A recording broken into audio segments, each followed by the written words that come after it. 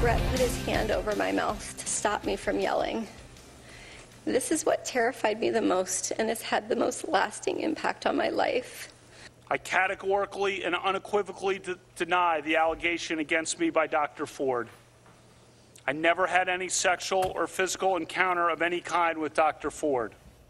Developing tonight, two very different accounts from a California professor and the nominee for the U.S. Supreme Court.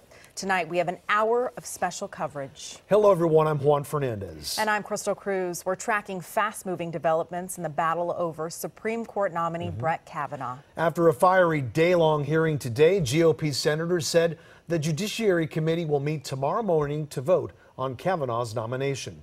We have team coverage for you. KCAL 9 political reporter Dave Bryan joins us now in studio with more on the vote and other developments. We do have some developments tonight. In fact, some of it just came in about the American Bar Association now getting involved in all of this. This was just moments ago, reported by CNN. They say the American Bar Association is calling on the Senate Judiciary Committee to halt the Kavanaugh proceedings until after the FBI completes a probe of the sexual assault allegation. Meanwhile, the Republicans are wasting no time in getting to a vote on the Kavanaugh nomination in the Judiciary Committee, still scheduled for tomorrow morning, even as the many Americans are still ingesting the fiery exchanges at today's hearing. This is a circus.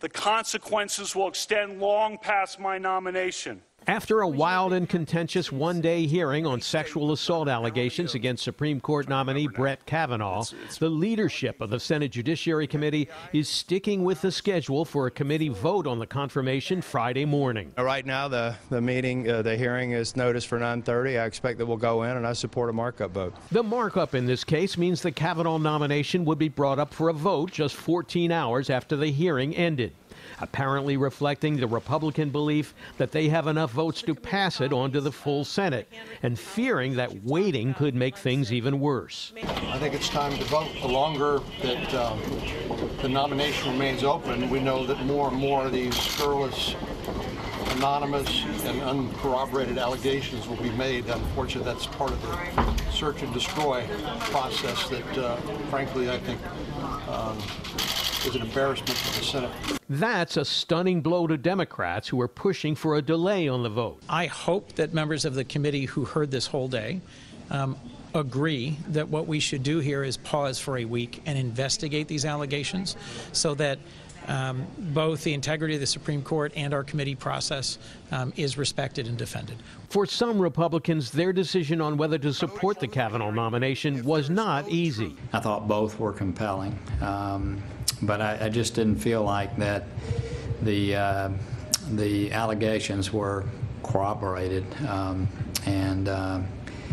and felt like he had conducted himself as about as well as someone can under these circumstances. But when Arizona Republican Jeff Flake was asked tonight how he would vote tomorrow, he walked away and indicated he's still thinking about it. She's right, he's wrong. I mean, you're never certain. You just do the best you can. That's what we're trying to do.